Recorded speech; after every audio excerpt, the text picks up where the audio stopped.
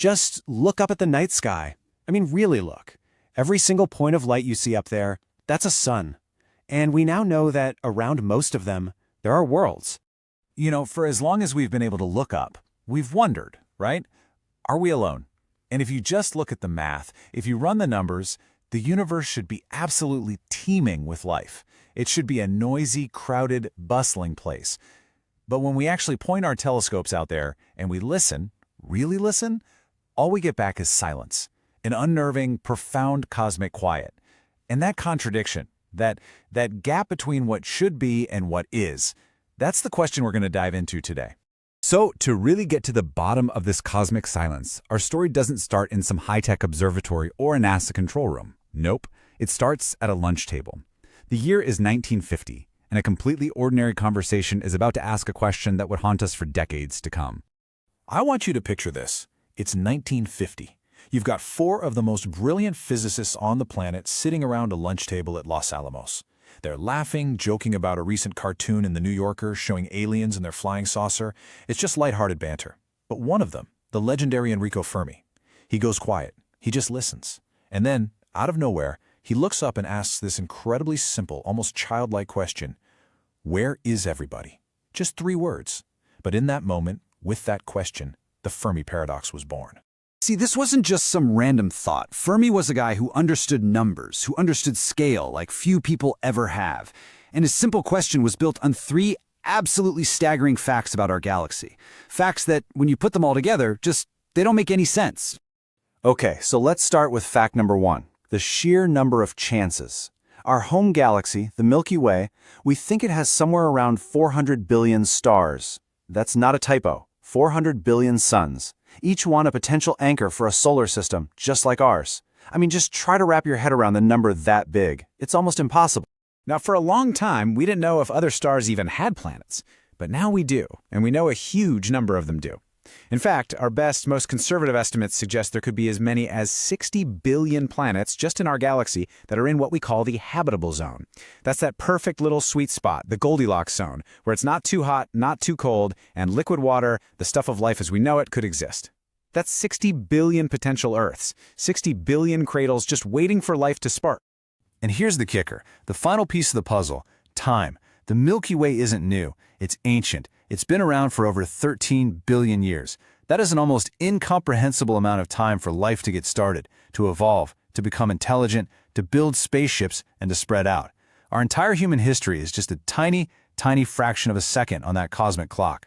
So let's put it all together, right? You've got hundreds of billions of suns, tens of billions of Earth-like worlds, and billions upon billions of years for something to happen.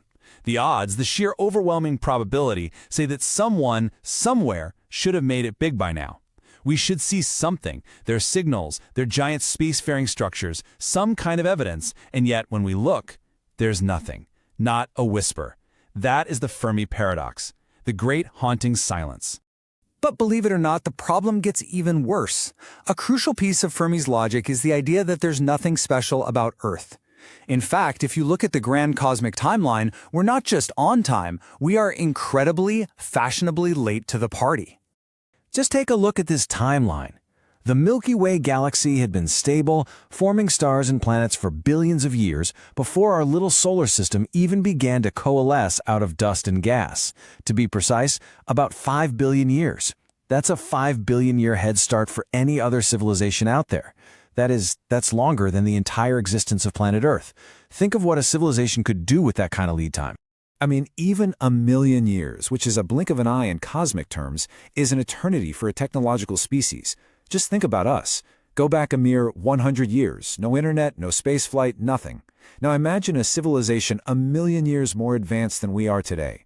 They wouldn't just be detectable, they should be screamingly obvious. Their technology, their presence, should be written all across the night sky. Now, I know what you're probably thinking. Hold on, space is huge, interstellar travel is impossibly difficult, it would take forever. And you're right, but here's the thing. The universe has forever. The vastness of time completely dwarfs the vastness of space. The logic shows that even with technology that's, well, slower than what we can imagine today, a civilization could still spread across the entire galaxy. So how could they possibly do it?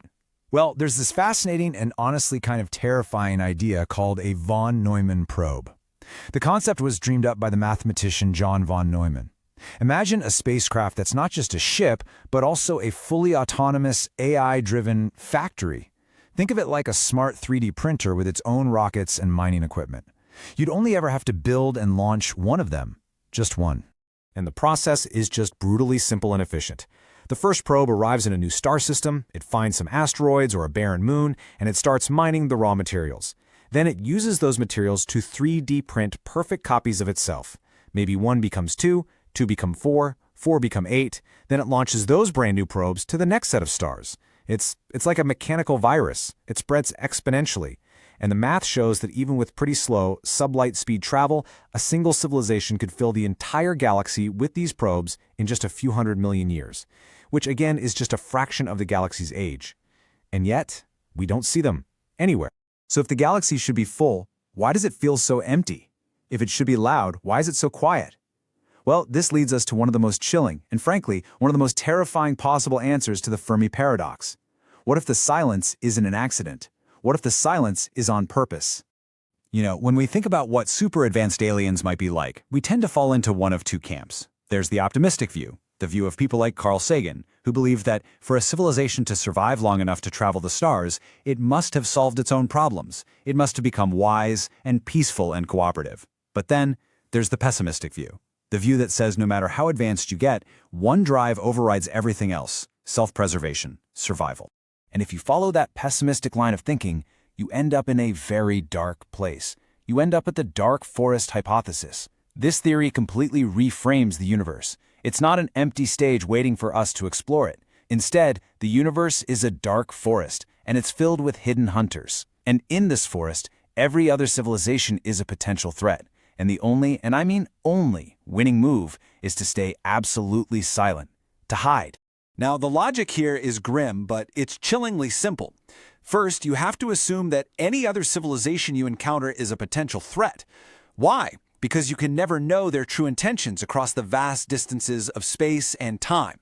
A message of peace could be a lie. A civilization that seems friendly now could become hostile in the 1,000 years it takes for your ships to reach them. So what's the safest course of action? Easy. Stay silent. Don't let anyone know you're there. And what's the second safest course of action? If you do happen to detect another civilization making noise, eliminate it before it has a chance to eliminate you.